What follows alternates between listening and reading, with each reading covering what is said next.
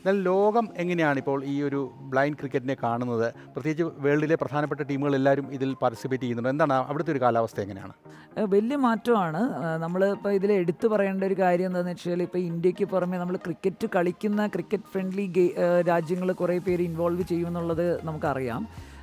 പുറമെ ഇപ്രാവശ്യം U S A പങ്കെടുത്തു എന്നുള്ളത് വലിയൊരു, അത് ഇന്ത്യയാണ് നമ്മളുടെ cricket association for the blind in India initiative എടുത്താണ് യു എസിൽ നമ്മുടെ പാരൻറ്റ് ബോഡി ആയിട്ടുള്ള സമർത്ഥനം ട്രസ്റ്റ് ഫോർ ദ ഡിസേബിൾഡും കൂടി ചേർന്ന് യു എസിൽ പോയി അവിടെ താമസിച്ചുകൊണ്ട് നമ്മുടെ കളിക്കാരെ അയച്ചുകൊണ്ട് അവർ പല സ്ഥലത്ത് ക്യാമ്പയിനുകൾ നടത്തി, ബ്ലൈൻഡ് സ്കൂളുകളിൽ വിസിറ്റ് നടത്തി.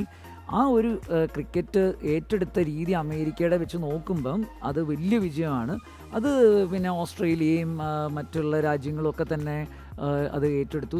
അങ്ങനെ പല സ്ഥലങ്ങളിലും ക്രിക്കറ്റിൽ പുതിയ ടീമുകൾ ബ്ലൈൻഡുള്ള സ്ഥലങ്ങളിലേക്ക് ക്രിക്കറ്റ് വ്യാപിപ്പിക്കാനും അതേപോലെ തന്നെ ക്രിക്കറ്റ് ഏറ്റെടുക്കാനും ഒക്കെ ഒരു അപ്രോച്ച് കാണുന്നുണ്ട്.